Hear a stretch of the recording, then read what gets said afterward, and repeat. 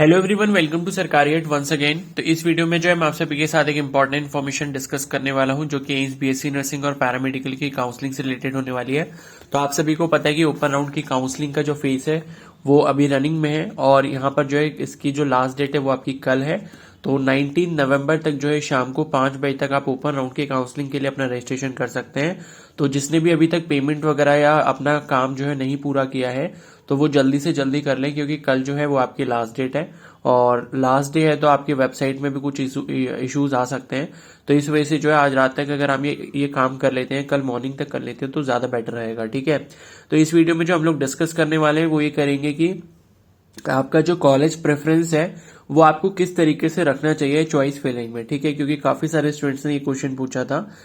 तो यहाँ पर जो है मैं बेसिकली जो बात करूंगा वो बीएससी नर्सिंग के कैंडिडेट्स के लिए करूंगा, और जो बीएससी पैरामेडिकल के कैंडिडेट्स हैं वो भी इस वीडियो को पूरा देखें। और बीएससी पैरामेडिकल के कैंडिडेट्स के लिए भी मैं कुछ टिप्स इस वीडियो में देने वाला हूं, जिससे जो है आपको काफी ज्यादा हेल्प मिल जाएगी। ठीक है, तो देखो, चॉइस फिल करने से पहले जो है आपको कुछ चीजें समझनी पड़ेंगी।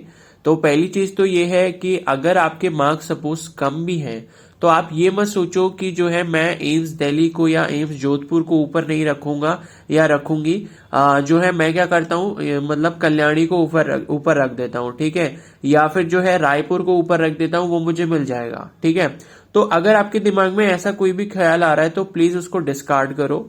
सबसे इंपॉर्टेंट चीज है, जब भी आप किसी भी काउंसलिंग में पार्टिसिपेट करते हो, किसी भी कोर्स की काउंसलिंग हो, ठीक है, मैं सिर्फ इसी कोर्स की बात नहीं कर रहा हूं, किसी भी कोर्स की काउंसलिंग हो, उसमें जब भी आप अपनी चॉइस फिलिंग करो तो हमेशा पहला रूल आपको जो याद रखना वो ये है कि आप जो कॉलेजेस सेलेक्ट कर रहे हो वो आप बेस्ट टू वर्स्ट करो। ठीक है, भले ही आपके कितने कम मार्क्स हो, उससे कोई प्रॉब्लम नहीं है। आपको हमेशा जो कॉलेज सेलेक्ट करना है वो आपके अपने ओपिनियन के अकॉर्डिंग जो है बेस्ट टू वर्स्ट होने चाहिए। ठीक है, पहली चीज तो ये हो गई। ठीक है, अब दूसरी चीज मैं एक यहाँ पर मतलब बता दूं आपको, काउंसलिंग में जिन बच्चों का अभी भी इनवैलिड आ रहा है, ऐसा कुछ आ रहा है, तो मैं प्रीवियसली 3-4 वीडियो अपलोड कर चुका हूं, वो देख लें सभी। ठीक है, आपके मार्क्स कम है इसलिए आप जो है काउंसलिंग में पार्टिसिपेट नहीं कर पा रहे हो। ओके, तो ये क्लियर हो गया।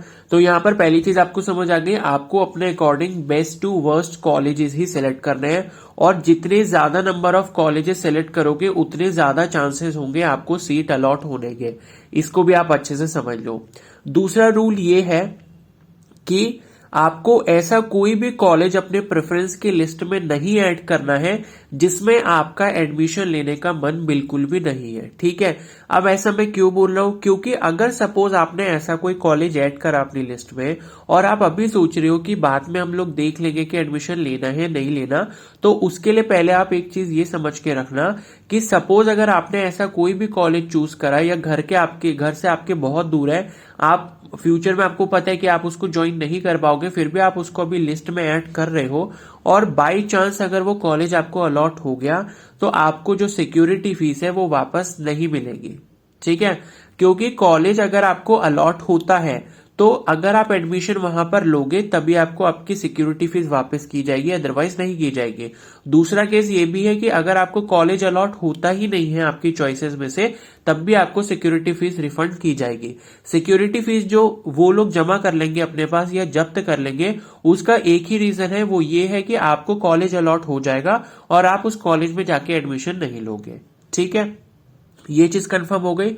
और एक और चीज मैं बता दूं कि जिनको पहले या दूसरे राउंड में सीट मिल चुकी है, एडमिशन ले लिया है, वो अगर ओपन राउंड में पार्टिसिपेट करने की सोच रहे हैं या पार्टिसिपेट कर रहे हैं, तो वो भी एक चीज अच्छे से समझ लें कि अगर आपको ओपन राउंड में जो कॉलेज मिलेगा वो लेना पड़ेगा, और जो आपकी सेकेंड राउंड में फर्स्ट राउंड में सीट मिली थी वो ऑटोमेटिकली कैंसिल हो जाएगी।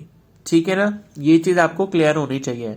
तो ये कुछ इंपॉर्टेंट रूल्स हैं जो आपको पता होना चाहिए। पहली चीज मैंने बताई, अपने according best to worst college लगाने हैं प्रेफरेंस में। दूसरा पॉइंट ये है कि वो कॉलेज बिल्कुल सेलेक्ट नहीं करने जिसमें आपको एडमिशन लेने का मन नहीं है, या फ्यूचर में आप उसमें एडमिशन नहीं ले पाओगे, क्योंकि सिक्योरिटी फीस उस केस में वापस नहीं की जाएगी। ठीक है, और तीसरा मैंने बता दिया कि फर्स्ट या सेकेंड राउंड में जिसने भी सीट ले रखी है कहीं पर भी किसी कॉलेज में, एम्स में, तो उसको जो है ओपन राउंड में जहां पर भी एडमिशन मिलेगा वहां पर उसको लेना पड़ेगा, और जो उसकी फर्स्ट या सेकंड राउंड की जो भी सीट मिली हुई थी पहले, वो ऑटोमेटिकली कैंसिल कर दी जाएगी। क्लियर है? और जिसने पहले से एडमिशन ले रखा है उसको अगर ओपन राउंड में सीट नहीं मिलती है तो उसकी जो फर्स्ट या सेकंड राउंड की जो भी सीट है जहां पे उसने ऑलरेडी एडमिशन लिया है वो उसकी एज इट इज सेव रहेगी, आप वहीं पर अपनी पढ़ाई करते रहोगे।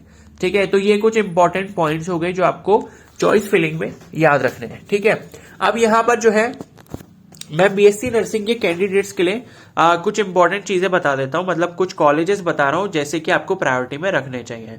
ठीक है, अब देखो कुछ बेस्ट कॉलेजेस हैं, जैसे आप सभी को पता है एम्स दिल्ली हो गया, एम्स जोधपुर हो गया, एम्स भोपाल हो गया, एम्स ऋषिकेश हो गया, फिर भुवनेश्वर हो गया, फिर पटना हो गया, फिर रायपुर हो गया।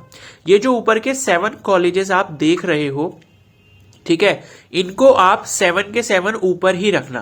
अब आप इसमें इंटरचेंज कर सकते हो आपस में कि सपोज आप राजस्थान से बिलोंग करते हो, तो अगर आपको लगता है कि भाई जोधपुर मेरे यहां से पास है, दिल्ली थोड़ा सा दूर पड़ेगा मेरे लिए, तो आप जोधपुर को पहले नंबर पे कर दो, दूसरे नंबर पे दिल्ली को कर लो। ठीक है, सपोज अगर आप एमपी से बिलोंग करते हो तो आप भोपाल को पहले नंबर पे रख लो, फिर जोधपुर को रख लो, या फिर दिल्ली को रख लो, या फिर उसके बाद जोधपुर रख लो, तो ऐसे कर लो। ठीक है ना?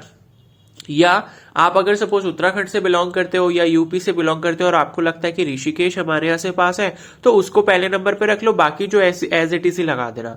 तो ये जो ऊपर के 7 कॉलेजेस हैं इनको सातों को ऊपर ही रखना है। आप इनमें आपस में इंटरचेंज कर सकते हो अपने लोकेशन के बेसिस पे अगर आप करना चाहो। अदरवाइज बेस्ट दिल्ली है, फिर उसके बाद जोधपुर, फिर भोपाल, फिर ऋषिकेश, फिर भुवनेश्वर, फिर पटना, फिर रायपुर। ठीक है, इस तरीके से तो ये 7 कॉलेजेस जो है ऊपर के, इनको आपने एज इट इज ऊपर 7 रैंकिंग तक ही रखना है। ठीक है, अब देखो नीचे जो 7 कॉलेजेस लिखे हैं, जैसे नागपुर हो गया, देवघर हो गया, बठिंडा हो गया, गोरखपुर, कल्याणी, मंगलागिरी, बिलासपुर।